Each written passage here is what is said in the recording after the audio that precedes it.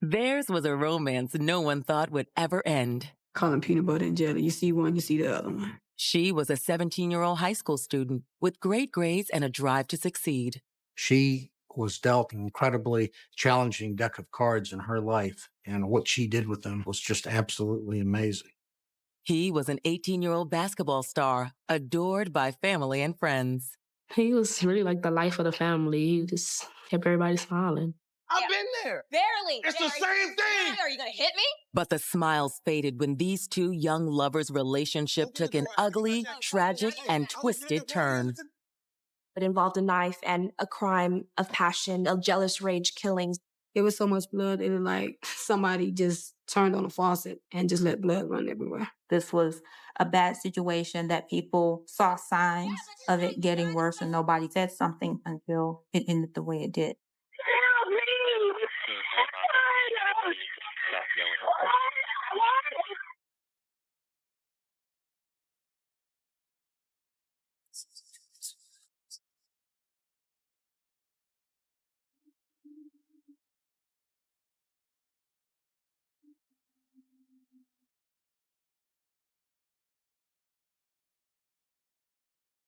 November 20th, 2009. It's just days before Thanksgiving, and students across the city of San Antonio are looking forward to their impending school break. But in East San Antonio, two teens will never get the chance to enjoy the holiday. At 4:30 p.m., a desperate 911 call comes into area dispatchers. On the line is 17-year-old Tiffany James.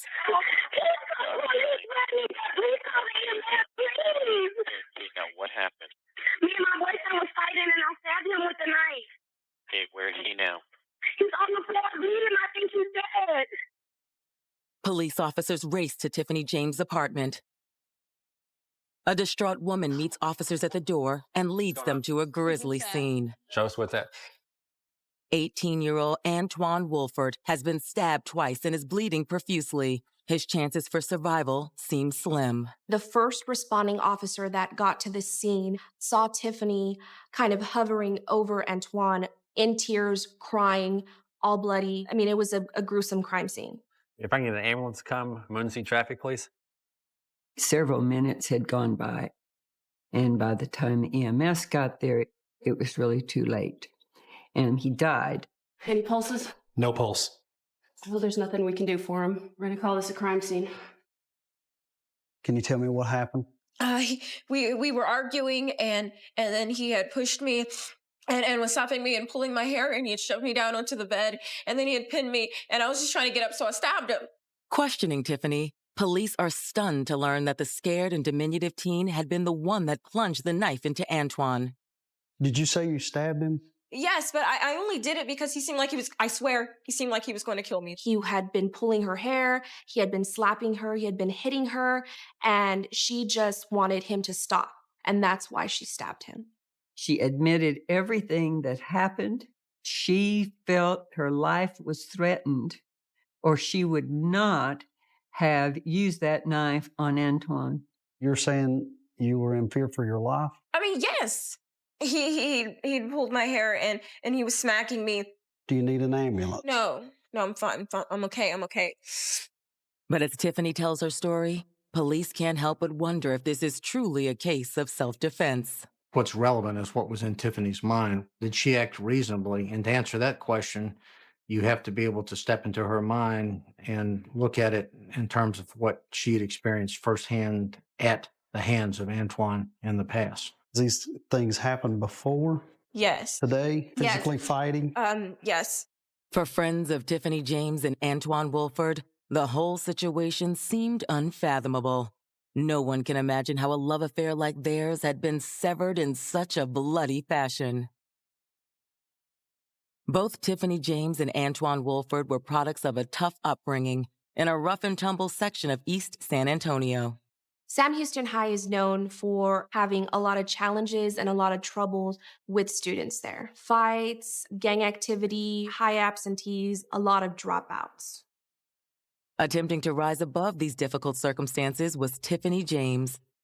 Born in 1992, she was a model student. She was polite, she was kind, she was a good student, trying to do the right thing.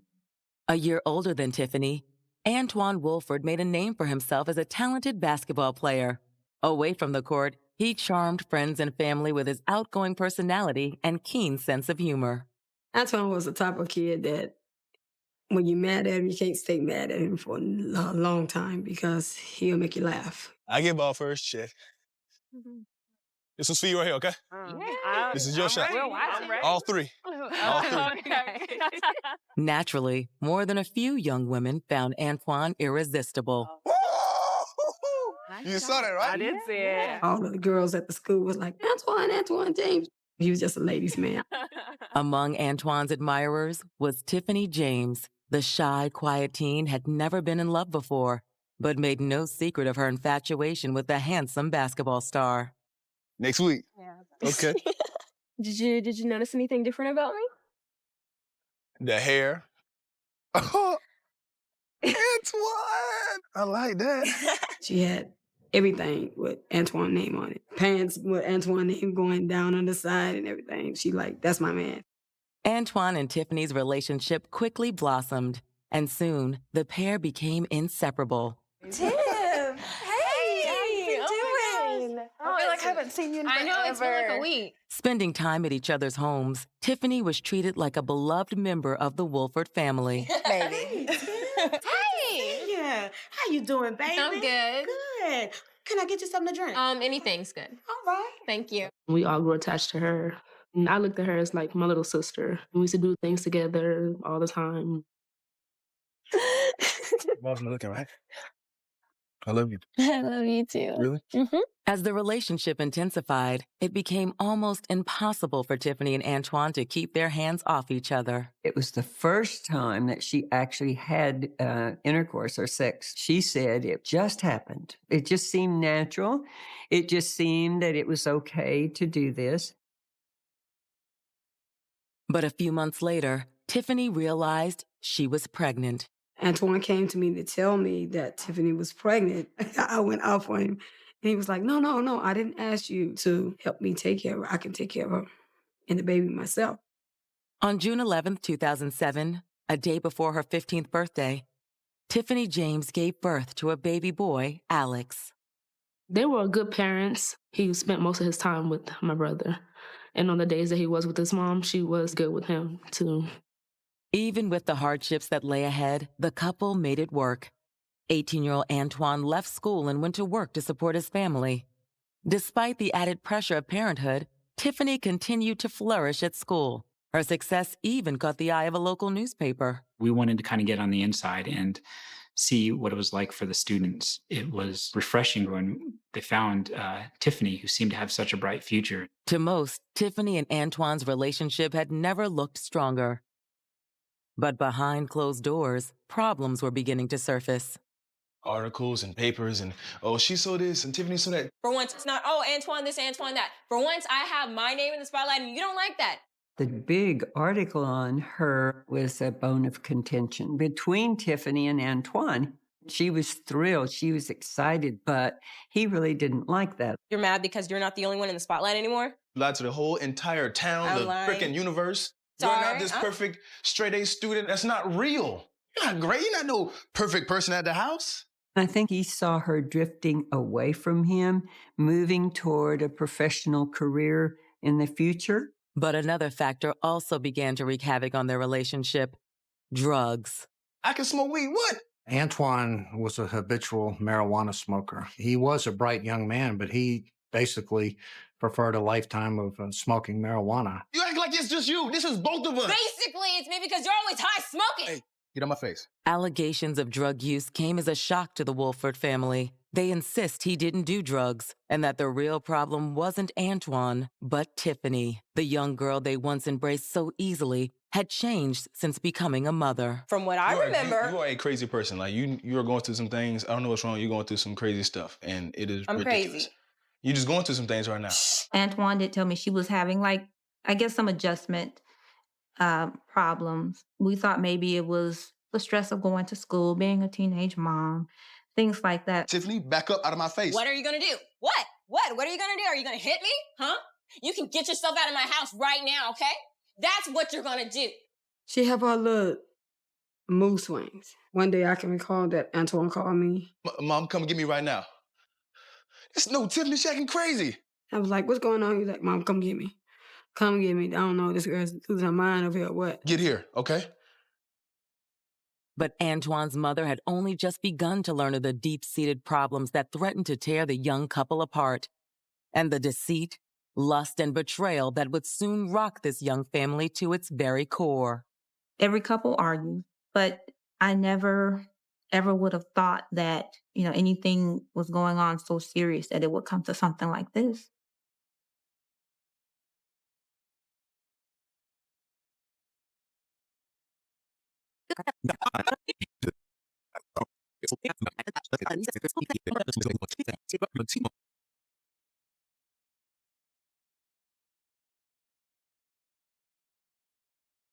Teenagers Tiffany James and Antoine Wolford were classic high school sweethearts. According to friends and family, they seemed destined for each other.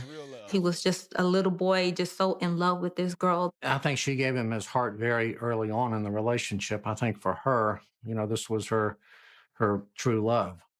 But after the birth of their son, the couple began to experience problems. I'm not the one who wanted to get pregnant at 14, okay? We are there together. What are you act like it's just you. This is both of us. Basically, it's me because you're always high smoking. When you're young, you make a lot of foolish mistakes. So I think their age definitely played a part. The mistakes these two teens would ultimately make have dire consequences.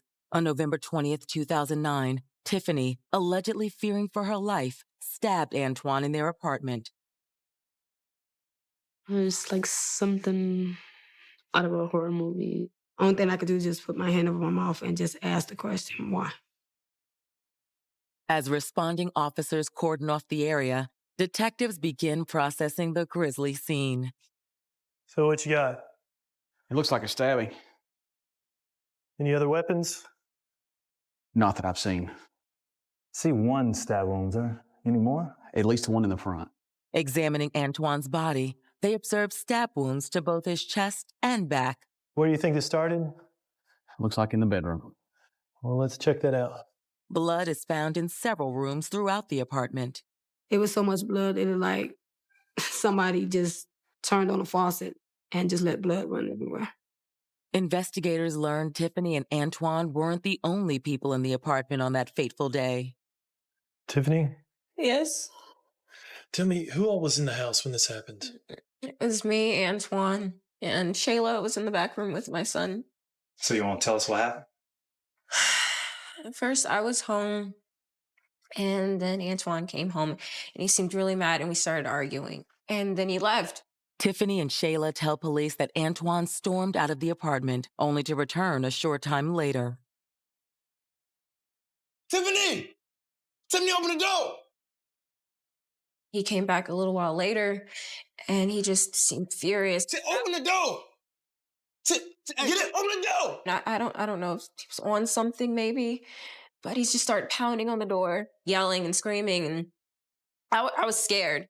He started pounding on the door so hard that the windows were rattling. I won't get in there one way or the other, Tiffany. Get it! Open the door! She got scared and went to the kitchen and grabbed a knife. There was a knife on the counter. It was, it's just like a steak knife or something, and I grabbed it. Open the door! It was in my hand. Well, I got a knife. What, you gonna cut me? And then he came into the house, and we started yelling. Yeah, if you don't get your shit and get out, then yes, I will cut you. Whatever. Listen, I will take your knife and cut you myself, okay? Calm down. She believed that he was in some sort of drug-fueled rage, and she was just in terrible fear that she was imminently going to die. Tiffany says the altercation continued into the bedroom, where Antoine forcefully pinned her to the bed. He started shoving me around, and he pulled my hair, and he was smacking me. She said it hurt. He slapped her around on the face. And she said, I had to get him off of me. She pushed. She had a steak knife in her hand, ended up stabbing him in the chest.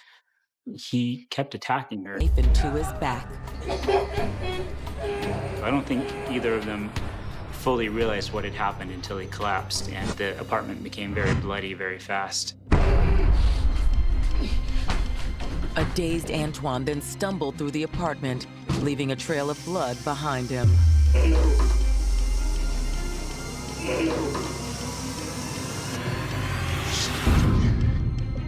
Still. By this time, Tiffany's sister had emerged from the back bedroom. Oh my gosh. Shay, I don't know what happened. We were arguing, and I didn't know I was going to stab him like that. You need to call 911. And her sister said, call 911, which she did immediately, and she was crying and screaming and carrying on. And they had a hard time communicating with her. Where did you stab him? What part of his body? He's bleeding out of his back. And what part of your body did you stab him in? His chest, in the chest. Where did you stab him? In the chest, in the heart, in the stomach? I think so. Tiffany claims she tried to staunch the bleeding, but was unsuccessful. I can't believe I did this. Love you. Please forgive me. While it sounds plausible, Tiffany's story leaves investigators with a few questions. For starters, why hadn't she simply called police the moment Antoine threatened her? There was a previous encounter when she did call the police. It didn't get anywhere. Nobody did anything. She felt all alone. In her world, she felt disenfranchised and like nobody cared. At this point, all detectives know for certain is that Tiffany had admitted stabbing Antoine, which gives them enough probable cause to place her under arrest. We're gonna have to take you downtown for more questions. So, officer, I need you to go ahead and place her under arrest at this time. I was angry and hurt, more hurt than angry, because I looked at her as a little sister, and for her to do something like this, it hurt. Detectives are aware that domestic violence is a persistent problem in the poverty-stricken neighborhoods of East San Antonio. However, they aren't sure if Tiffany is truly the victim of this type of abuse. And as they dig deeper into the young couple's relationship, they'll soon uncover a slew of shocking secrets that will turn the case upside down.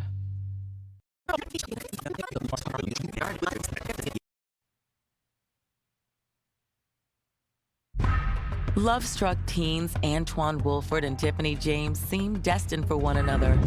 But their roller coaster relationship took a macabre turn one tragic day in November of 2009. Although the young couple had weathered its fair share of drama, nothing could prepare them for one heated encounter that turned fatal in a matter of moments. He attacked her. They struggled, and she didn't want to use her knife, but finally she did. As a blood-soaked Antoine fell to the ground, Tiffany dialed 911 for help.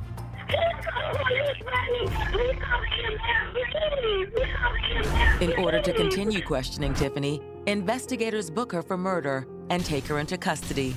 But Tiffany insists the stabbing had been an act of self-defense. The knife will go in. I was just trying to scare him off. That was it. There was blood everywhere. I called the police because I don't want him to die. I just wanted him to stop hitting me, let go of my hair and leave. That was it. According to Tiffany, this wasn't the first time Antoine had gotten physical with her. He's been upset like this before, though? Yes, and I've called the police because I had went to my dad's house and he seen my lip or whatever. It's not the first time we fought before. He told her that if she didn't call the police, he was going to. And so they called the police. Pulling the incident report, Tiffany's story appears to check out. Still, detectives are curious about one detail. The problem is she never actually followed up and filed a complaint against him. And if Antoine did have a violent streak, why hadn't Tiffany simply walked away from their relationship? Many times people think, why didn't she leave? Why didn't she get out of there? But if you look at it from her point of view, this was the man she loved. Even though they were both kids, nevertheless, she loved him. Given Tiffany's statement and the prior report, police are beginning to wonder if this might have been a case of justifiable homicide after all. She was absolutely 100% convinced in her mind that he was going to kill her because of his previous, abusive actions. And she essentially reacted instinctively. But before police release Tiffany, they decide to reach out to Antoine's family. Hello, this is Miss Wolford? Mm-hmm. My name's Detective Dwayne Smith. I'm investigating your son's death, Antoine. Did you know of any kind of domestic abuse? Oh, no. I never heard anything like that. Not from anyone. Despite Tiffany's assertions, Antoine's family vehemently denies he ever laid a finger on her. I ain't never seen him being bothered. I didn't raise him like that. In fact, Antoine's mother tells police it was just the opposite. You need to be checking out Tiffany. I call her Moody. One day she can be the sweetest thing, sweetest, quietest thing, and the next thing is like the exorcist on another side. She would come by every day, so I know these things. She was mean, honey. All right, well, thank you, ma'am. And you were the roommate of Antoine Walford? Right. Was there ever any reports of domestic violence, abuse? As detectives continue their investigation, a darker side of Tiffany begins to emerge. She might have been a very pleasant, a very soft-spoken person at school, but all bets are off when it comes to love. She was very jealous, and that sometimes turned violent. Speaking with Antoine's friends and family, detectives quickly pinpoint the source of Tiffany's jealousy. Okay, well, just one more thing. Do you happen to know if he was in any other relationships while he was seeing Tiffany? He was. Give me some of the names of those girls. It was well known that he just didn't have one girlfriend. He had various girlfriends. Tiffany wasn't the only one. Did you get any names? Yeah, I got some names here. He was in several relationships. So there may have been some jealousy here. But the biggest bombshell was still to come. Not only had Antoine been unfaithful, he'd also impregnated another woman 3 months before Tiffany gave birth to their son, Alex. We were shocked to find out there was another child. They did a DNA test, and it turned out to be my brother's. You look good. Wow. Adding insult to injury, Tiffany later learned that Antoine had been carrying on a steamy affair with a third woman, which had resulted in another child. He was working, and she saw the check stub where they garnished his wages for child support, and that's how she knew there was the third child. I would have a hard time believing that she didn't have a problem with it. And personally, as a woman and as a mother, I would have a problem with it. Given this shocking information, police can't help but wonder if Antoine's two-timing ways had finally pushed Tiffany to the brink. But as police dig deeper, they uncover a breathtaking revelation, one that explains just what sparked this fatal encounter.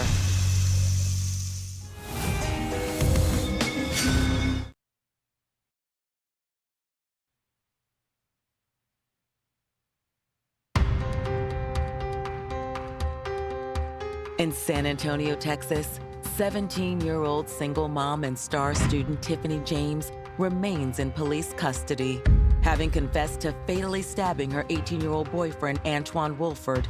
She insists the deadly act had been committed in self-defense. This was the culmination of a 4-year relationship that, according to Tiffany, had been abusive, and she kind of broke and did what any battered woman would do eventually. For those close to Antoine, the abuse allegations are met with extreme skepticism. They assert Antoine was the real victim in the relationship. A lot of people said that Tiffany was the aggressor. Tiffany was the one that constantly berated him in front of all of his friends, all of his family, and he just put up with it. And Antoine's family claims the abuse Tiffany inflicted wasn't just verbal in nature. He used to have a lot of scratches up on his neck. People were like, look, mama, look what she did. But police also know that Antoine is no angel. There's no indications he was ever faithful to her. He had fathered 3 babies with 3 different women.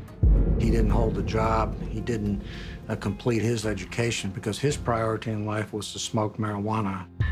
Even so, detectives still aren't convinced Tiffany's attack on Antoine was justified. This wasn't a whodunit. The question they really had to answer was, who's the bad guy in this situation? Was she a battered girlfriend, or was she a spurned lover, jealous over her boyfriend's 2 other babies with 2 other women who lashed out in violence when it could have been resolved another way?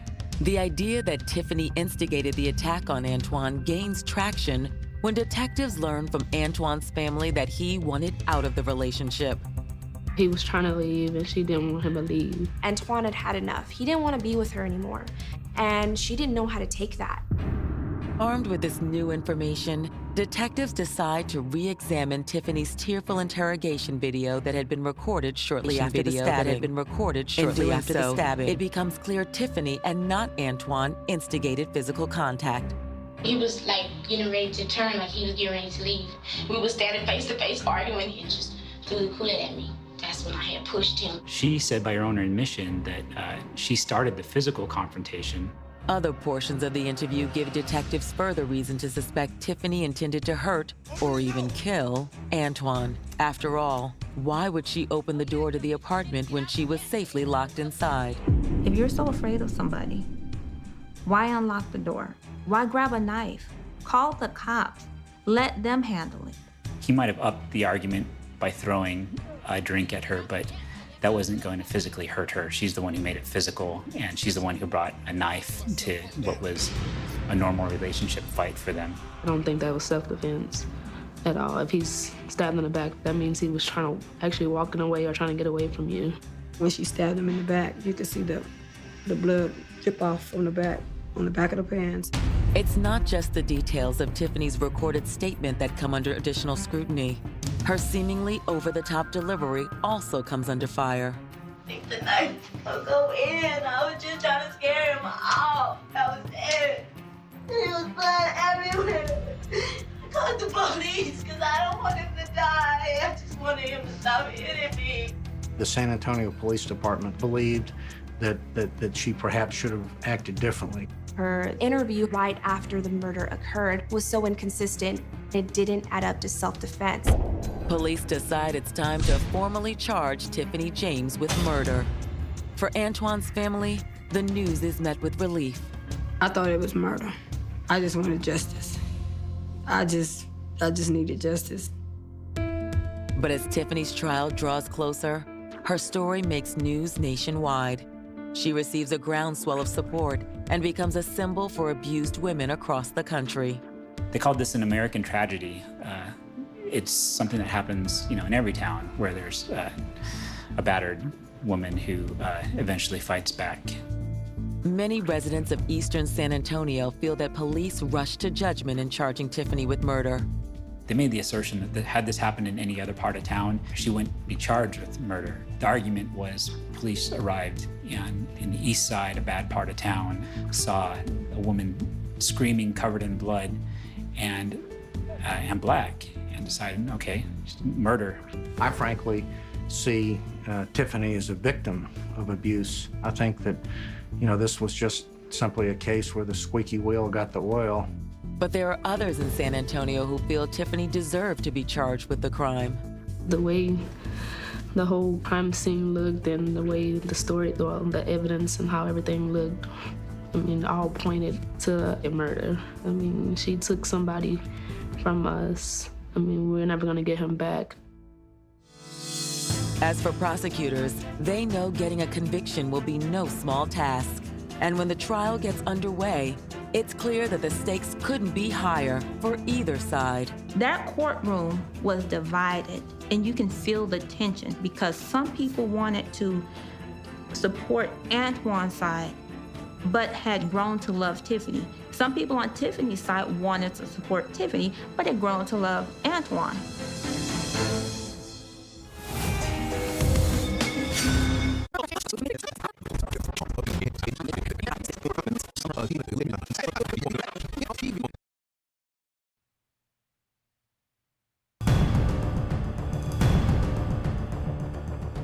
The stabbing death of Antoine Wolford in San Antonio, Texas, has been the subject of local debate and nationwide media attention. Swirling at the center of this controversy was the identity of his knife-wielding assailant, his teenage girlfriend, 17-year-old Tiffany James. This was her first love. She had her child with him. This was a young love that went terribly wrong. Tiffany has admitted herself and her child. But discrepancies in Tiffany's version of events begin to surface, along with allegations that she, not Antoine, was the abusive one in the relationship. Police have no choice but to charge her with murder. I never would have thought that she would kill him. But I believe that she did, and it wasn't an accident. I wanted the state to throw the book at her. I wanted her to spend every natural day she had on this earth behind bars knowing what she did. But as the case heads to trial, others in the community believe the stabbing may have been justified. I really believe that Tiffany was afraid for her life, that this was a defensive move, not meant to kill at all, but simply to stop the fighting. It is in this highly charged environment that the trial of Tiffany James for the murder of Antoine Woolford gets underway. For the prosecution, the biggest challenge will be convincing a jury Antoine's murder had been a crime of passion. The jury is composed of 10 women and 2 men. Some believe this may favor Tiffany's defense team. The jury is composed of 10 women to their 2 men. The defense tried to portray her as, in every woman, someone who had been in a relationship that a lot of these jurors' own daughters could have been in. If you're approached by someone who's coming towards you and you have suffered and been the victim of abuse in the past, then you have every reason to expect that that's going to happen again. But prosecutors paint a far different picture of Tiffany in their opening arguments. They assert Tiffany had become enraged that Antoine had been unfaithful, and that when he threatened to end their relationship, she snapped. Prosecutors painted her as the aggressor, the person that initiated everything, that started the fight that November, and that ultimately did kill him. She was this spurned lover who was jealous because he had impregnated 2 other women, and that's why she broke. To back up their theory that Tiffany physically instigated the fight that led to Antoine's murder, prosecutors play her interrogation video. In it, Tiffany admits to pushing Antoine before the stabbing. He came back and just threw the Kool-Aid at me. That's when I had pushed him, and he pushed me. Okay. And when he pushed you, did you? No, because he grabbed after I pushed him, he grabbed for me. And as prosecutors are quick to point out, Tiffany had several opportunities that day to avoid the confrontation altogether. She had locked him out of her apartment. She could have called police. She didn't need to grab a knife. So if you're looking at this from a prosecution point of view, you can't start the fight and then claim self-defense. But Tiffany's attorneys argue there was a valid reason she never called police that day, a reason prosecutors never considered. A lot of people on the East Side, they don't want to call the police. They don't want to tell on someone. They don't want to be a snitch. I think there's absolutely a mistrust of the police department in poor neighborhoods everywhere. I don't think they understood the world that she lived in. Tiffany's defense attorneys also attack Antoine, pointing out his drug use, the alleged physical abuse, and the fact that he fathered 3 children out of wedlock. It just made me mad because they're just slandering his name. They're just making him seem like a monster, and he's not. That's when the defense makes its boldest play yet. To the surprise of many, they call Tiffany James to the stand in her own behalf. Fighting back tears, she recounts her rocky relationship with Antoine. She was very remorseful and very emotional from the moment she started testifying. She expressed that she did not want Antoine to die. She just wanted him to stop abusing her. For those hearing Tiffany's words for the first time, it's obvious she still cares deeply for Antoine. You kind of got the feeling she still loved him, and she was almost punishing herself already. However, Antoine's supporters aren't swayed by Tiffany's tearful testimony. The tears she shed, I don't think they were remorseful. If you pick up a knife, if you open a door, what do you mean to do? You are going to use that weapon if you pick it up. And that's exactly what she did. Perhaps, but it's impossible to deny that Tiffany's testimony packs a powerful emotional punch. And with closing arguments fast approaching, Tiffany's lawyers have one last stunning yet risky card to play. They hope to convince a jury that Antoine Woolford, and not Tiffany James, was responsible for his own death.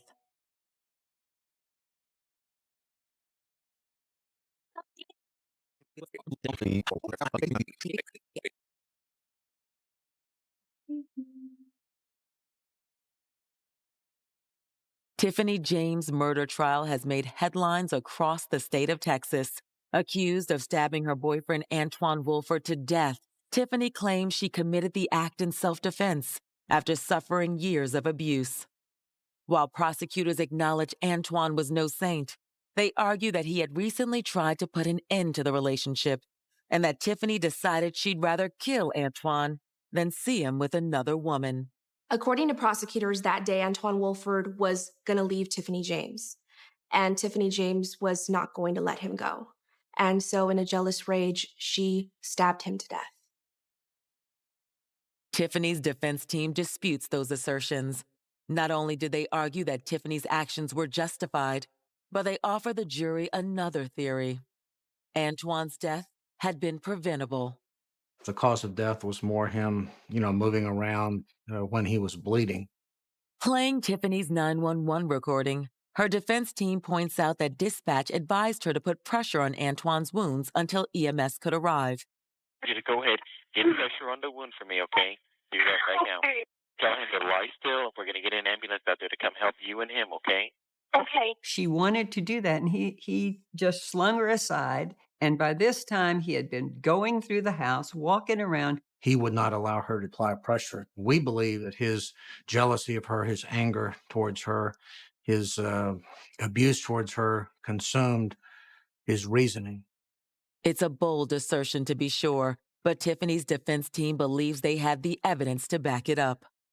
He was on drugs at that time. He was definitely affected, and he didn't feel the pain. Her side painted Antoine as this young Black male from the East Side who did drugs, ran women, and basically abused Tiffany. I think that her side used the fact that Antoine couldn't speak for himself at that moment to maim his character. Was this unflattering characterization of Antoine enough to convince the jury that Tiffany should be found not guilty by reason of self-defense? Characterization of Antoine enough to convince the jury that Tiffany's fate remains unclear. I was so nervous I couldn't sit still. Tiffany's fate remains unclear. If she'll walk out of here not guilty or guilty. On July 26, 2012, after 9 hours of deliberation, the jury announces they have reached a verdict. 2012, inside the courtroom, after the tension was palpable. I could feel the tension in that courtroom. One whole side of that courtroom was filled with Antoine's family and relatives.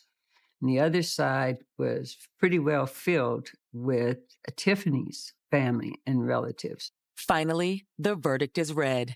Tiffany James is found guilty of manslaughter.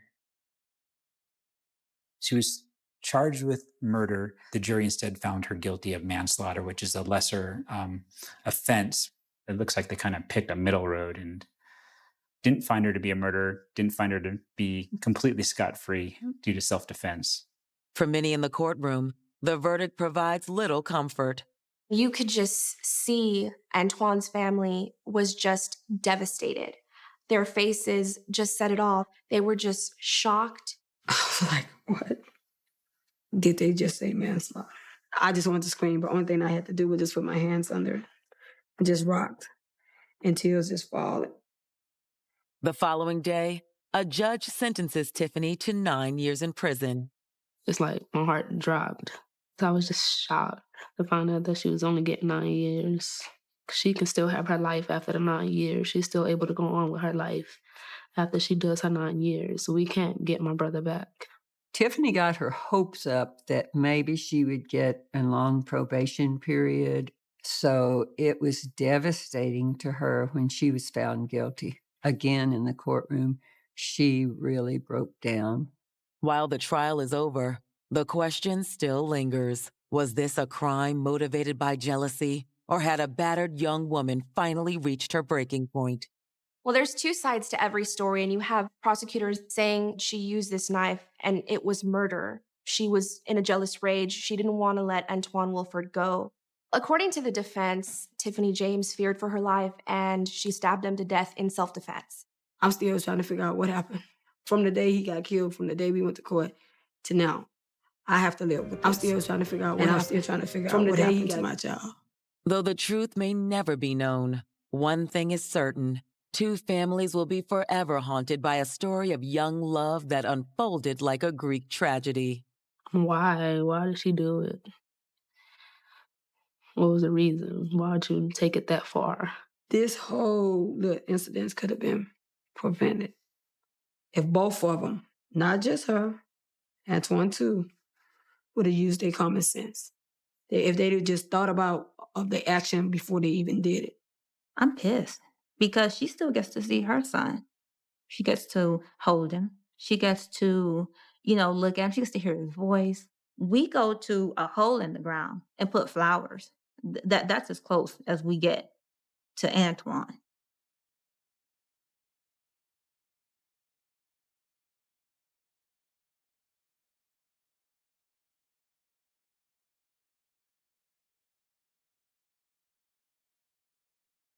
The Architects of Deception, a novelization of shadow lives and stolen identities. Prologue, The Mask.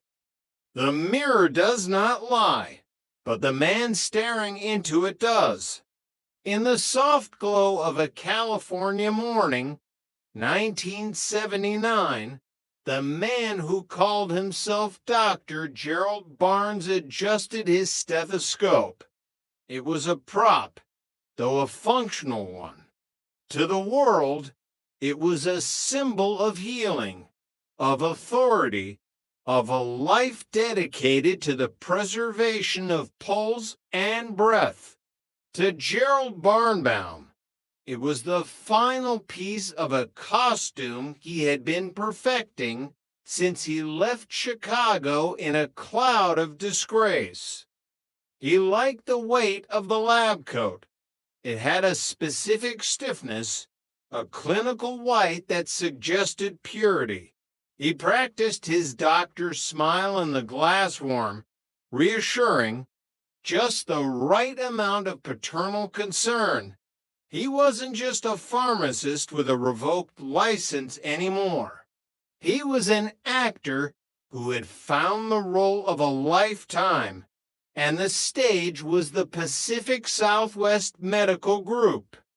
400 miles away, the real Dr. Gerald Barnes was waking up in Stockton, unaware that his name, his hard-earned credentials, and his very soul had been harvested by a ghost. Chapter 1, The Assistant's Shadow.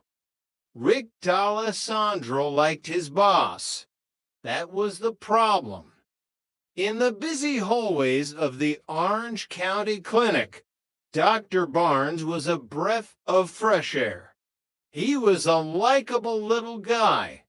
As Rick would often describe him, quick with a joke, easy to talk to, and possessed of a charismatic energy that made patients feel better before he even examined them.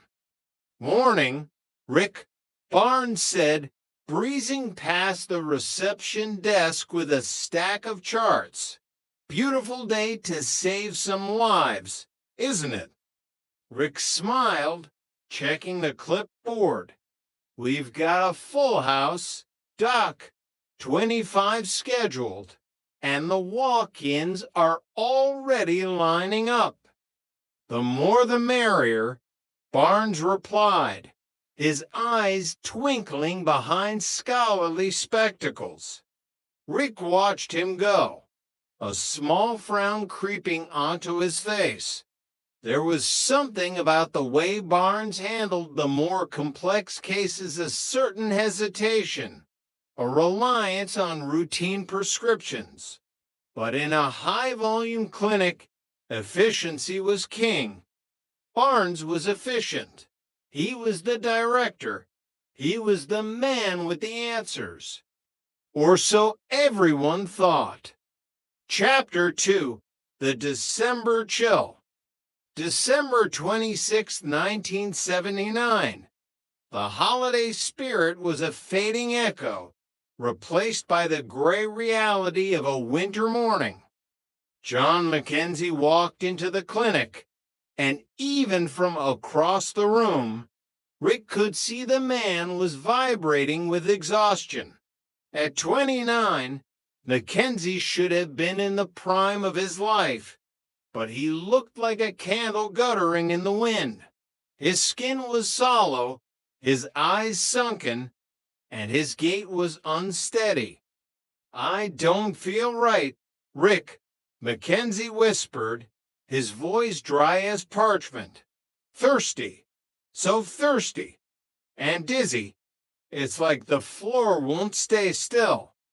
Rick ushered him into exam room 3. "The doctor will see you in a moment. John, hang in there." When Barnes entered the room, he didn't see a man on the brink of a diabetic coma. He saw a script to be followed. He listened to the complaints: excessive urination, dry mouth, the loss of equilibrium, inner ear disturbance. Barnes pronounced with the practiced ease of a veteran clinician. A touch of vertigo. Happens after the holiday stress. Diet, the usual. He scribbled on a pad. An anti-vertigo drug. Something to stop the spinning. "But the thirst, Doc?" Mackenzie asked, clutching a paper cup of water like it was a holy relic. "Your body is reacting to the imbalance," Barnes said, patting him on the shoulder. "Take the pills. We'll run some blood work just to be safe, but you'll be fine by New Year's." Barnes sent him home. He didn't check for the sweet scent of ketones on the man's breath. He didn't notice the classic signs of a body eating itself. He had 39 other patients to see. He had a role to play. And John Mackenzie was just a bit player in the grand drama of Gerald Barnbaum's ego. Chapter 3, 1200. The lab results came back the next day. Dr. Barnes was off, enjoying the perks of his stolen prestige. Rick D'Alessandro was the one who opened the folder. He expected the usual slightly elevated cholesterol, maybe a minor infection. Instead, he saw a number that made his heart stop. Glucose, 1,200 milligrams DL. Normal was 80 to 100. 1,200 was a death sentence. It was a level so high the blood was practically syrup. "Oh, God," Rick whispered. He didn't wait for a supervisor. He didn't wait for Barnes. He grabbed the phone and dialed Mackenzie's number. Ring, ring, ring. No answer. He called the emergency contact and ex-wife.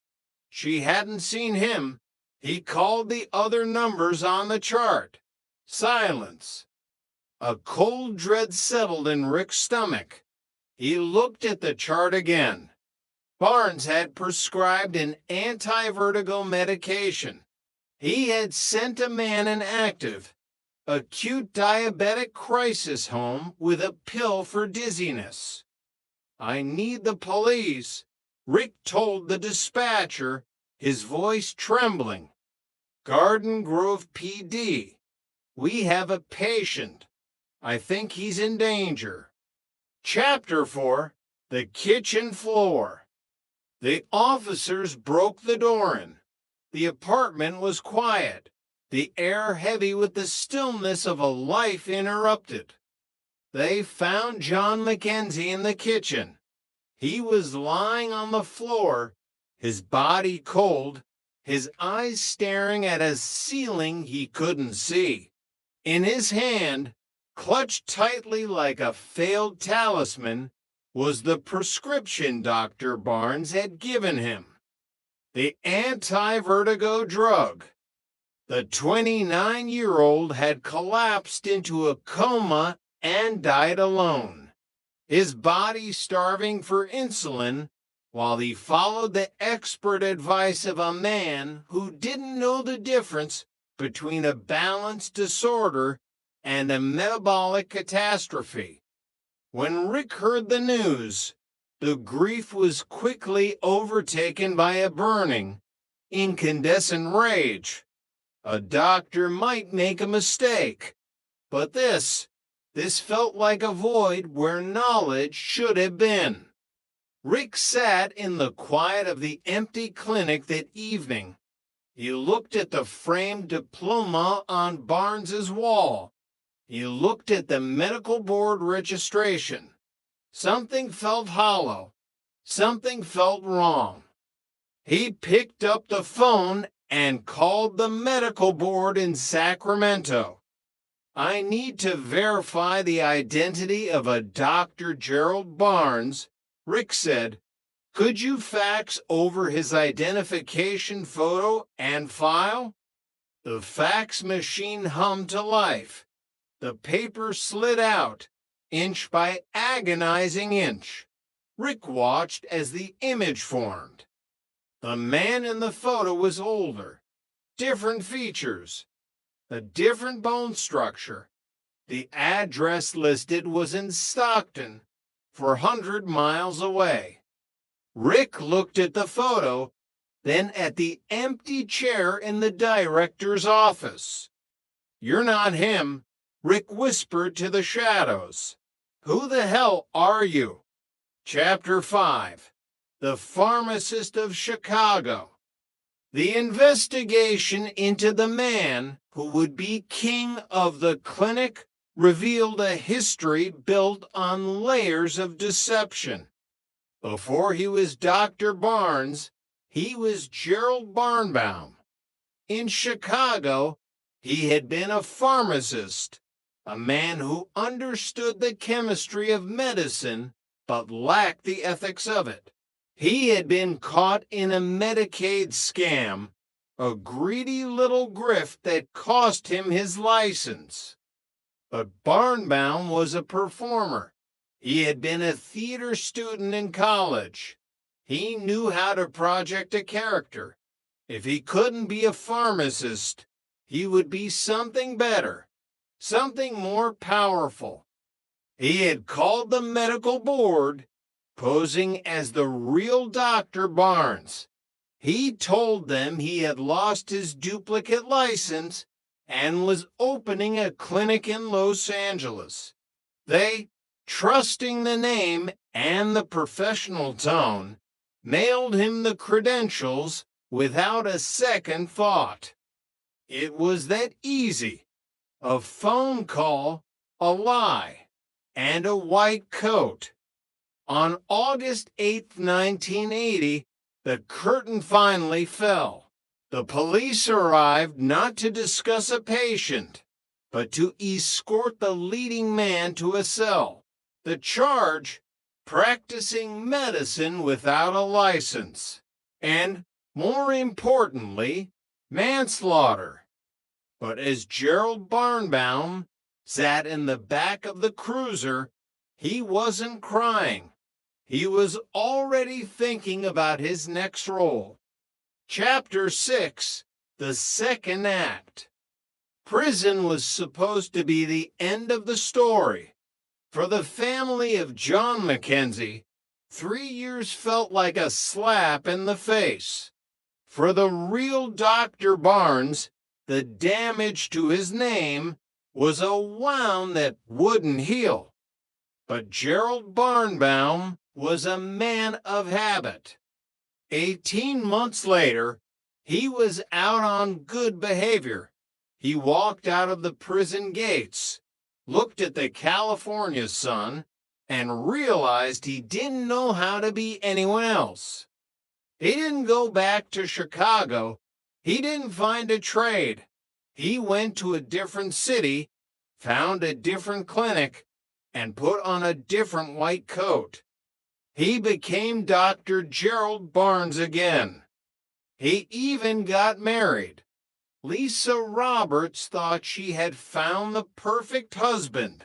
He was a doctor, a provider, a romantic who showered her with flowers and took her to concerts. He earned a six-figure salary. He was the medical director of a Los Angeles facility. I'm so proud of you. Gerald, she would say as she kissed him goodbye in the morning. It's all for you, darling, he would reply. He lived this life for years. He saw patients. He ordered tests. He performed physicals for FBI agents. He was so good at the role that even the government's premier law enforcement agency didn't check the credentials of the man sticking a tongue depressor into their throats. Until a Christmas party in 1996. Rick D'Alessandro was there. He had moved on with his life, but he never forgot the face of the man who killed John Mackenzie. He was standing near the punch bowl when he saw a familiar, likable little guy wearing a name tag. Hi, I'm Dr. Barnes. The world stopped. Rick felt the blood rush to his ears. It had been 16 years, but the mask was identical. Hi, Rick, the man said, his voice as smooth as silk. How are you doing? Rick stared at him, his fists clenching. Well, Gerald, I'm not doing too well, because you're doing the same thing you did back in the 70s. The doctor didn't flinch. He gave a small, sad smile. Well, you know, Rick, this is all just a big mistake. He walked away, disappeared into the crowd, and then disappeared from the city. But the FBI was now on the trail. Chapter 7, The Highway Ghost. While Barnbaum was a predator of the clinic, a different kind of architect was emerging in the heart of the Midwest. David Brankel didn't wear a white coat. He wore expensive suits. He drove a black BMW. He was a businessman, a developer, a man with a vision. In Bloomington, Indiana, Brankel was the man to know. He rented an office from Phil and Bonnie Sperry, claiming to run an architectural and construction firm called ACR. Architecture, construction. And what's the R for? David, Phil Sperry asked one afternoon over coffee. Brankel smiled, a smooth, practiced expression that reached his eyes but didn't warm them. Results, Phil, always results. But the R stood for robbery. Brankel was a man of dualities. Sunday through Wednesday, he was a family man in Vincennes, living in a rented house with a wife and a young son. Thursday through Saturday, he was a ghost on the interstate. He would drive his black BMW, a car he couldn't afford to grocery store banks, tucked inside Winn-Dixies and Measures. He used a simple disguise, a fishing hat, a mustache, a pair of tan coveralls. He would walk up to the teller and hand over a note. I have a gun. Be quiet. Go home alive. He was efficient. He was calm. He was the interstate bank mart bandit IBM. And he was driving a path of financial destruction across 6 states. He had an accomplice, a woman named Donna Hewins. She was the Bonnie to his Clyde, a waitress he met at a club who fell for the thrill and the dapper suits. She sat in the idling BMW while David walked into the stores, a scanner in his hand, listening to the police frequencies. He was playing a game with the world. He was the successful entrepreneur by day and the most prolific bank robber in the region by night. He believed he was smarter than the detectives, smarter than the FBI, and certainly smarter than the people he scammed. Chapter 8, Operation Intercept. Detective Larry Duncan of the Louisville Metro Police was a man of maps. He sat in his office, staring at a cluster of pins that traced the path of the IBM bandit. Indianapolis, Louisville, Cincinnati. The pins followed the interstates like a trail of breadcrumbs. He's using the highways as his veins, Duncan muttered to his colleagues, Joe Schley and Agent Freihofer. He jumps on the I-65 or the I-71, and he's gone before the first cruiser arrives. Duncan had a theory. The bandit wasn't just a criminal, he was a commuter. He was likely based in Indiana, traveling out to hit targets and returning to his safe zone. In 2003, Duncan launched Operation Intercept. He placed undercover officers inside 5 target banks. He coordinated with 1,200 officers across the city. The trap was set. On September 6th, the IBM bandit struck hit number 35. The radio crackled. Operation Intercept. Operation Intercept. The call was too loud, too frantic. David Brankel, sitting in his BMW with the scanner hissing in his ear, heard the panic in the officer's voice. He didn't head for the interstate. He took the back roads. He slipped through the residential streets, weaving like a snake through the tall grass of the suburbs.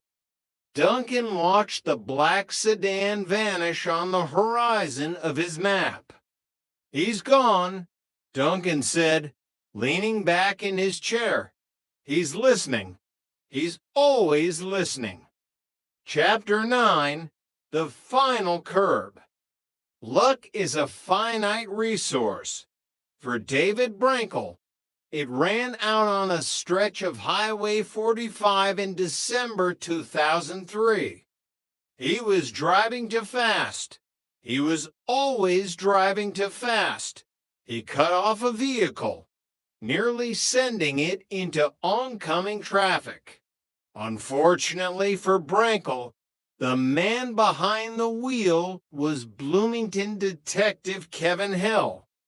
The chase that followed was a symphony of screaming tires and 100-mile-per-hour desperation.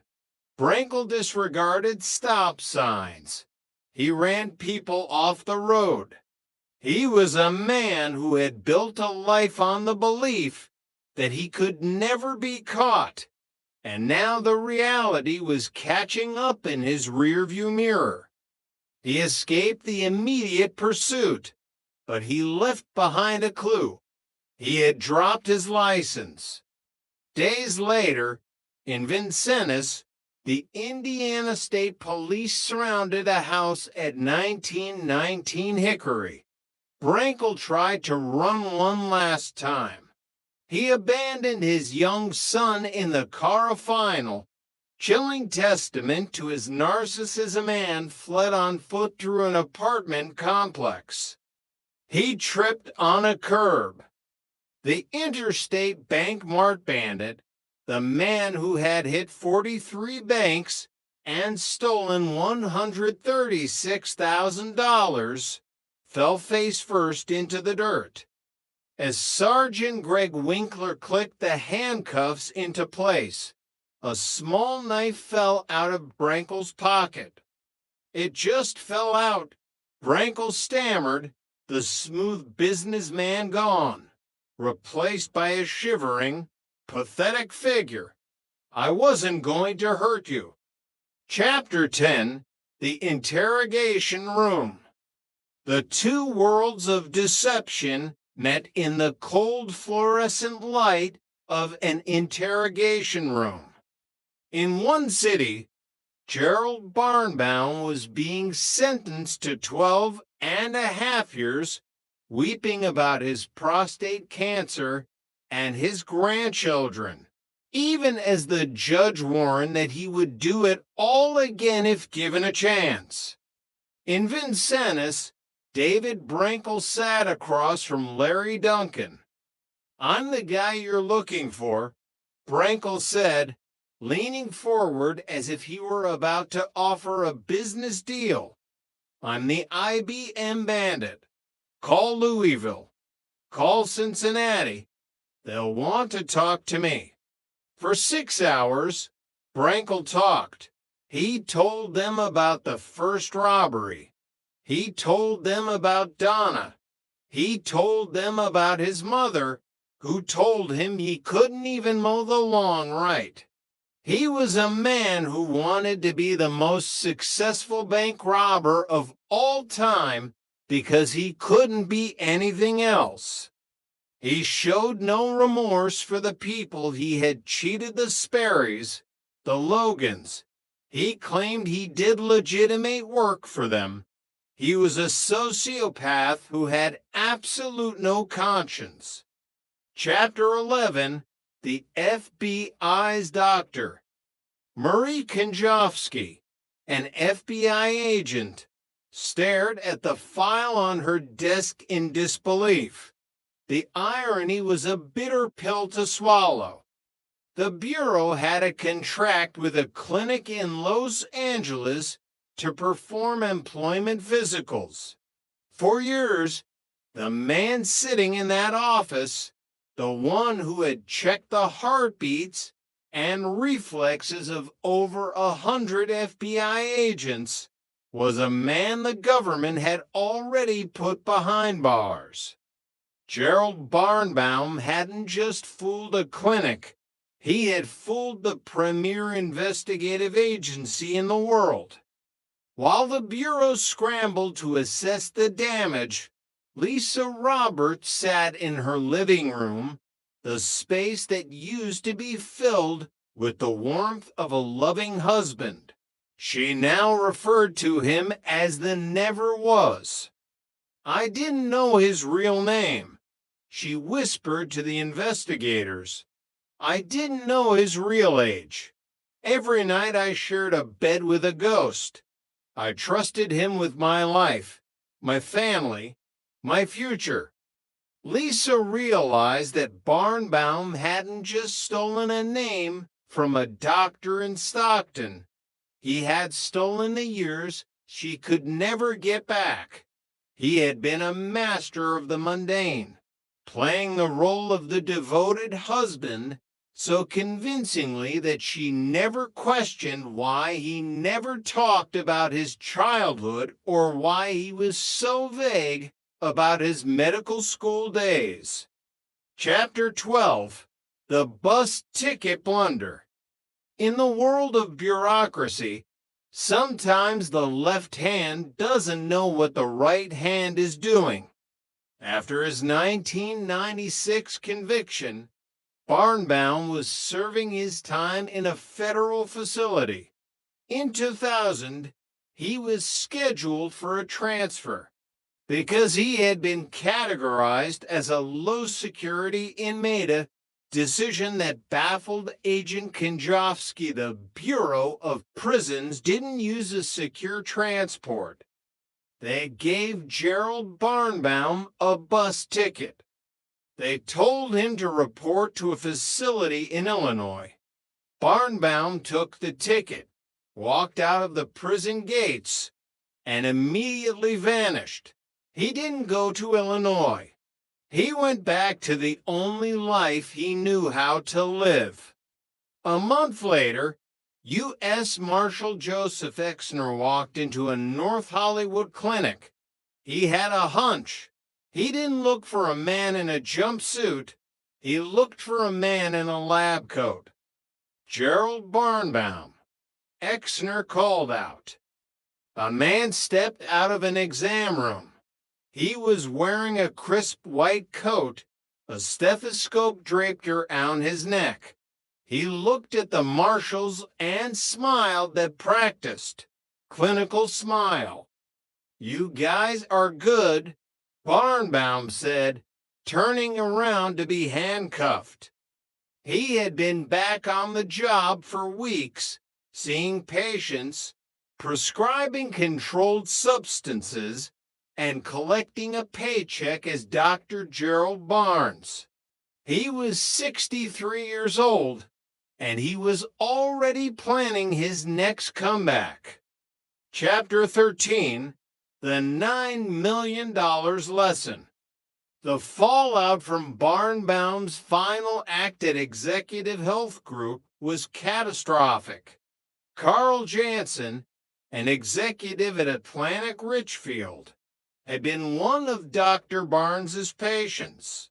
He had undergone a full physical, including a prostate exam performed by a man with no medical training. I saw him on the evening news the next day. Jansen recalled, the disgust still evident in his voice. Handcuffs. The evening news. I had trusted this man with my health, my privacy. Jansen wasn't alone. Nearly 500 former patients joined a civil lawsuit. The evidence revealed a shocking lack of diligence. Executive Health Group hadn't performed even a basic background check.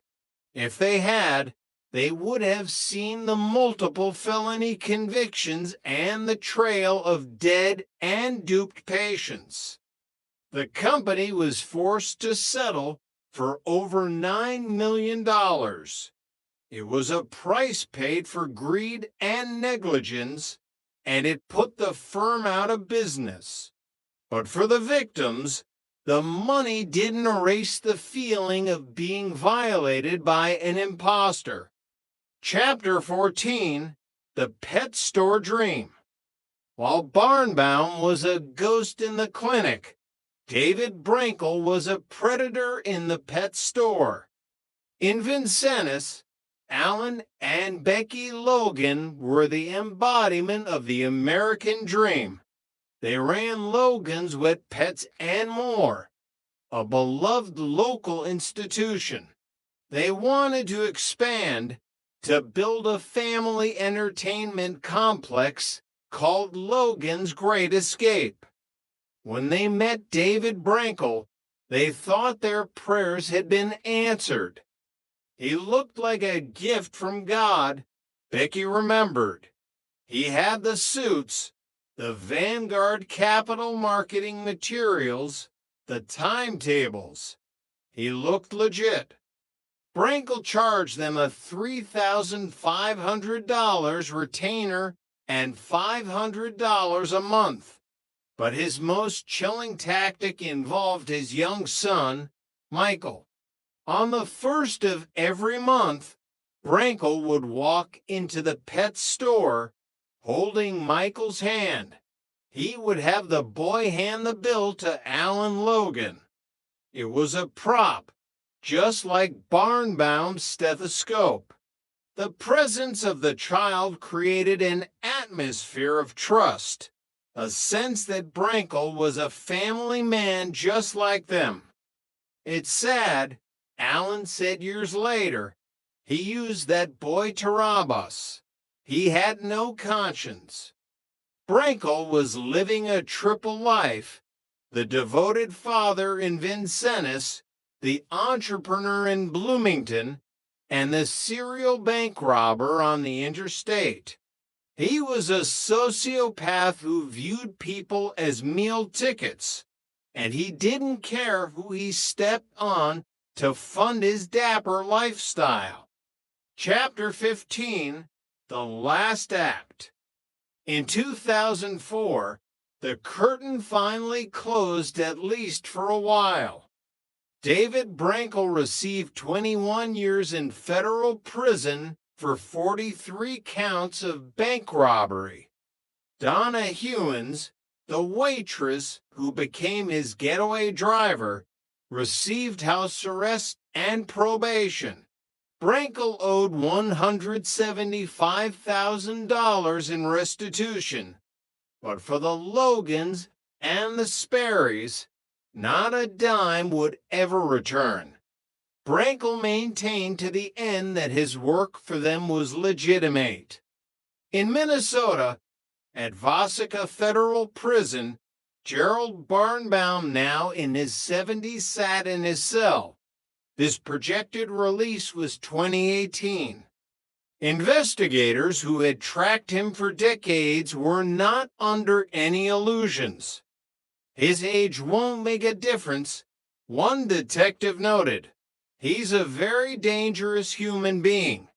When he walks through those doors, he will be a physician again. He doesn't know how to be anyone else. The architects of deception had been dismantled, but their legacy remained in the lives they shattered and the trust they broke. They were men who proved that in a world of credentials and suits, a mask can be more powerful than the truth. As long as there is greed, and as long as there is a desire to believe in the perfect professional, there will be men like Barnbaum and Brankel, waiting in the shadows, ready to put on the coat and start the show all over again. Chapter 16, The Stockton Surgeon. While Barnbaum was busy playing doctor in Southern California, the real Dr. Gerald Barnes was living a quiet, respected life in Stockton. He was an orthopedic surgeon with 37 years of dedicated service. He was a man who believed in the sanctity of the medical profession, a man whose name was synonymous with trust. The first blow came through a radio broadcast. His wife was driving to a nearby town when the news report broke. Dr. Gerald Barnes arrested and found guilty of manslaughter. Gerald, you wouldn't believe what I just heard, she had told him, her voice trembling. At first, the real Dr. Barnes was in a state of clinical shock. He couldn't wrap his mind around the logistics of it. How could someone simply walk into a clinic and pretend to be him? How could they use his years of schooling, his residency, his surgical expertise as a costume? The shock soon curdled into a cold, hard anger. As he delved into the wreckage, he realized the imposter hadn't just stolen his name, he had turned it into a weapon. It almost gets to the point where you become calloused, the real Dr. Barnes admitted, because it happened so often. It wasn't just the medical fraud. It was the identity theft, opening accounts, buying cars in my name, forcing me to change my driver's license over and over again. For 2 decades, the real Dr. Barnes was shadowed by a ghost. Every time he thought the problem was resolved, every time Barnbaum was put behind bars, the nightmare would resurface. He was a man caught in a Kafkaesque loop, fighting to prove that he was the good guy, while the bad guy wore his face and his credentials. In 1996, he traveled to the federal court to look his imposter in the eye. He saw a man crying about his own health, a man who had shown no such empathy for the patients he had misdiagnosed or the lives he had ended. I'm convinced, the judge said, that if I were to set you free, there is a 100% chance you would do this again. The real Dr. Barnes watched as Barnbaum was led away in chains. He hoped it was finally over, but deep down, he knew the ghost was still out there, waiting for the next bus ticket. Chapter 17, The Art of the Note. David Brinkle considered himself an artist, not of the canvas, but of the heist.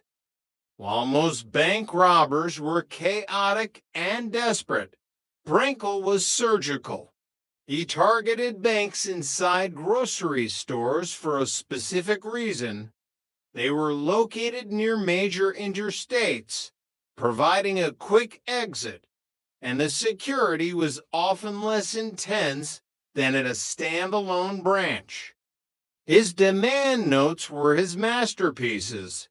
They were clean, concise, and printed on plain paper to avoid leaving fingerprints. This is a hold-up. I have a gun. Be calm. Both drawers. Be quiet. Go home alive. Detective Larry Duncan of Louisville studied these notes with the intensity of a linguist. He noticed the lack of spelling errors, the precise punctuation, the cold, professional tone. This wasn't the work of a drug-addicted amateur. This was a man who planned his crimes with the same attention to detail he supposedly gave his architectural projects. Brinkle's method was simple. Hit a city, move to the next, and always stay near the interstate. He followed a pattern that Duncan eventually decoded by staring at maps and interstates. He's doing exactly what I'm doing, Duncan realized. He's sitting in front of a computer, looking for banks near highways. He's choosing his next target while I'm trying to predict it. It was a chess game played at 70 miles per hour. Brinkle was always one move ahead, listening to the police frequencies on his scanner, adjusting his route based on the frantic calls of the dispatchers. He was a man who thrived on the high rate of speed, both in his BMW and in his life. But in the end, it was a simple traffic violation, a moment of reckless driving on Highway 45 that brought the masterpiece to an abrupt and unglamorous end. The artist was caught because he forgot that even a ghost has to follow the rules of the road. Chapter 18, The Never Was and the Always Will Be. For Lisa Roberts, the fallout wasn't just about the fraud, it was about the intimacy. She had shared a life with a man for over a year. She had made plans for children, for a private practice, for a future that was built on a foundation of lies. She looked at the photos of their wedding and saw a stranger in a doctor's suit. Who had I let share my life and my bed and my family? She asked. Who had I trusted? The man she knew as Dr. Gerald Barnes was a romantic. He brought flowers. He was a turn the girl right off her feet kind of man. He was everything she had ever wanted. But the reality was Gerald Barnbaum, a 62-year-old con man with a history of Medicaid fraud and manslaughter.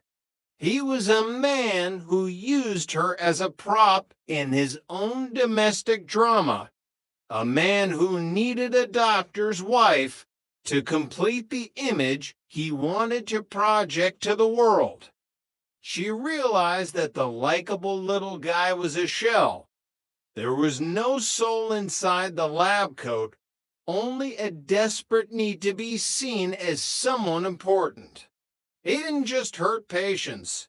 He hollowed out the people closest to him. Money, she said, follow the money. It was always about the money for the never was, and for the companies that hired him. She became a vocal advocate for better background checks in healthcare, driven by the knowledge that her husband had treated over 100 FBI agents without anyone noticing he was a fraud. She wanted to ensure that no other woman and no other patient would ever be fooled by a ghost in a white coat. Chapter 19, The Echo of John Mackenzie. The most tragic legacy of Gerald Barnbaum wasn't the stolen money or the corporate bankruptcies. It was a 4-year-old girl named Jill. In 1979, John Mackenzie was just 29 years old. He was a man with a lot of life ahead of him, a man who loved his daughter and worked hard to provide for her. He walked into a clinic with a treatable condition and walked out with a death sentence signed by an imposter. He was a nice young man, his family recalled. He and Jill had that taken away. Everything they could have been together was stolen. Jill grew up without a father because a man named Gerald Barnbaum wanted to play a role. She lived with the knowledge that his death was senseless, a result of a system that allowed a fraud to rise to the level of medical director without a single verification of his credentials. For Rick D'Alessandro, the image of John Mackenzie on that kitchen floor was the fuel that kept him fighting. He was the one who blew the whistle in 1979, and he was the one who blew it again in 1996. He felt a personal responsibility to ensure that the ghost was finally laid to rest. I wanted him off the street, Rick said, because this guy hurts people. In fact, he kills people. The echo of John Mackenzie's death served as a grim reminder that deception isn't a victimless crime. It has a pulse, and in the case of Barnbaum, it has a body count. Chapter 20, Final Reflections. The architects of deception were ultimately brought down by their own hubris. Barnbaum believed he could never be caught, even after being convicted multiple times. Brankel believed he was the most successful bank robber of all time, even as he abandoned his son in a car to flee the police. They were sociopaths who viewed the world as a stage and other people as scenery. They had absolutely no conscience, as the investigators noted.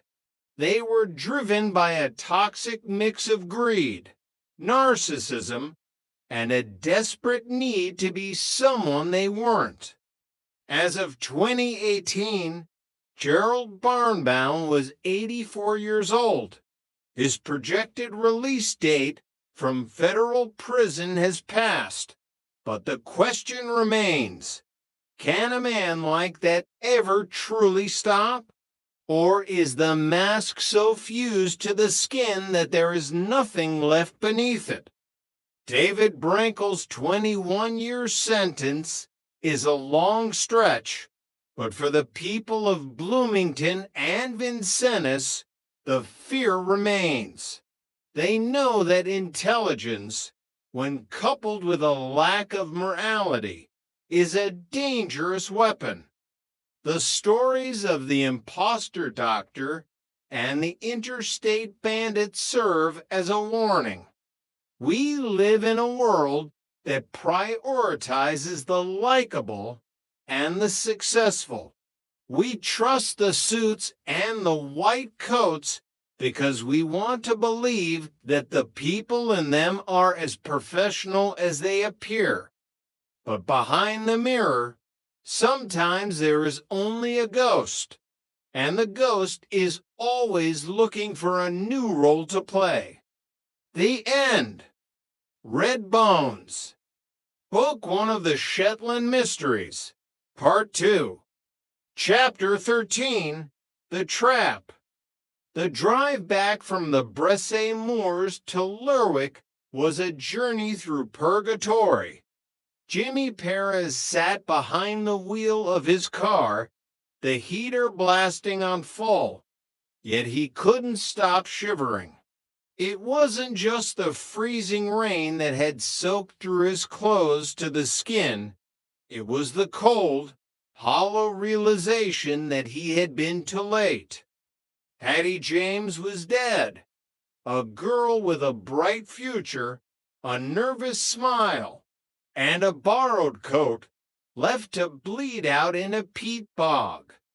By the time he pushed through the double doors of the Lerwick police station, he looked less like a detective inspector and more like an apparition. Mud caked his trousers, and his hands were scrubbed raw, but still carried the faint, rusted shadow of blood. The bullpen fell dead silent as he entered. Craig McCabe stood up from his desk. His usual jovial demeanor vanished. "Boss, forensics are on site. Coast Guard managed to get a chopper in the air to light up the grid. They've secured her." Jimmy nodded curtly, not stopping his stride. "Where is he?" "Interview room 1. Still waiting. Hasn't asked for a lawyer yet." "Good," Jimmy said, his voice a low, dangerous rumble. "Nobody interrupt us." He didn't bother changing into dry clothes. He wanted Professor Paul Berglund to see the mud. He wanted him to smell the rain and the peat and the death.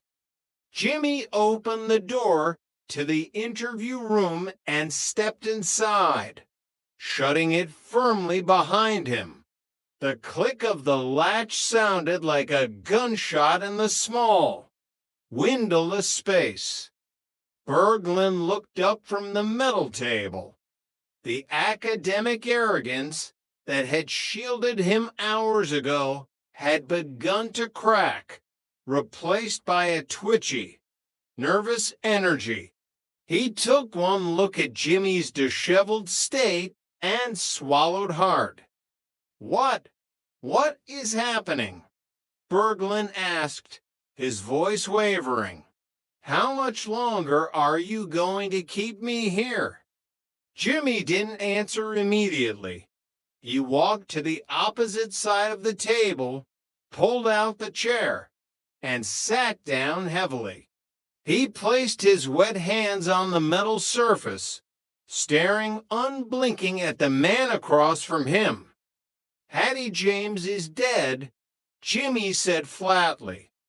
Berglund froze. The color drained from his face so fast he looked translucent. "What? No. That's impossible. I saw her yesterday. I just pulled her out of a peat cutting behind your dig site," Jimmy continued, his voice devoid of any inflection. "She bled to death in the mud." "Oh my God," Berglund gasped, bringing trembling hands to his face. Oh my God. Hattie. Jimmy watched him closely. Was it genuine shock or the performance of a cornered man? I found your tent ransacked, Professor. Hattie's footprints leading away from it. She was running from something or someone. Jimmy leaned forward, invading Berglund's space, and I found the murder weapon still buried in her chest. Berglund's eyes widened in sheer, unadulterated terror. He pushed himself back in his chair, as if trying to merge with the cinder block wall. She used my knife to kill herself. Berglund blurted out, the words tumbling over each other in a frantic rush. She was unstable. I told you she was neurotic. She took my hunting knife from the tent. She must have. She used my knife to kill herself. The silence in the room stretched taut, like a wire about to snap. Jimmy leaned back slowly, his dark eyes boring into Berglund. I didn't say she killed herself, Professor. Jimmy said softly, the trap had been sprung, and I never said it was your knife. Berglund realized his mistake instantly. His mouth opened, but no sound came out. He looked like a fish suffocating on the deck of a trawler. How did you know she was stabbed? Paul. Jimmy pressed. The formal professor discarded. How did you know your knife was the weapon? Berglund stammered, sweat beading on his forehead. You said murder weapon buried in her chest. I assumed a knife. But you specifically said your knife. A hunting knife. Jimmy reached into his damp jacket and pulled out a digital recorder. He hit play. Jimmy Perez. Hi, it's Hattie James. I need to speak to you. I found something. Not in the trench. In the professor's tent. Oh God, he's coming back. Jimmy stopped the recording. She found something in your tent. Something you didn't want her to see. Something worth killing over. I didn't kill her. Berglund screamed, slamming his fists on the table. I swear to God, I didn't. Yes, it was my knife. I noticed it was missing when I packed my bags this morning. I panicked. I knew how it would look, but I didn't touch her. What did she find in your tent? Jimmy demanded, his voice rising to meet Berglund's volume. Berglund deflated, his head dropping onto his chest. He looked utterly broken. Documents, he whispered. What documents? Old ones. From the war. Berglund refused to look up. It's the list of the Norwegian agents lost during the Shetland bus operation. And a journal. Per Lundstedt's journal. Jimmy's pulse quickened. The ghost from the archive photograph had materialized. You found the belongings of Per Lundstedt. Where? In the trench? Buried beneath the floor stones of the Croft ruins, Berglund confessed warily. Mima Wilson knew they were there. I think she buried them herself 60 years ago. Did Mima know you found them? Yes. That's why she was so upset about the skull. She knew exactly who it belonged to. Berglund finally looked up, his eyes bloodshot. Per Lundstedt wasn't killed by the Nazis. He was murdered right here on Bresse, by his own people. Chapter 14, The List of the Lost. The storm outside raged through the night, but inside the Lerwick police station, the air was stagnant and thick with the smell of stale coffee and damp wool. Jimmy Perez stood by the whiteboard, pinning up photographs. Mima Wilson, lying in her hallway, a shotgun blast to the chest. Hattie James, staring sightlessly into the Shetland rain. And finally, the black and white photograph of the young, handsome Perlunstedt standing next to a smiling Mima. Tosh walked in, carrying 2 steaming mugs of tea. She handed one to Jimmy. Forensics are done at the bog, sir, Tosh reported quietly. They're moving Hattie's body to Inverness for the post-mortem. Preliminary confirms a single stab wound to the heart. The blade twisted. It wasn't a suicide. I know it wasn't, Jimmy said, taking a sip of the scalding tea. Berglund's knife. But Berglund's alibi holds up for the time Mima was shot. The B&B owner swears she heard him pacing in his room all night. The floorboards creak. Could he have hired someone to kill Mima? Academics don't usually have hitmen on speed dial, Tosh. Plus, he's a coward. If he killed Hattie in a panic when she found the documents, maybe. But shooting an old woman in the dark, that takes a different kind of cold blood. Jimmy turned his attention back to the board. Did Berglund tell you where the documents are now?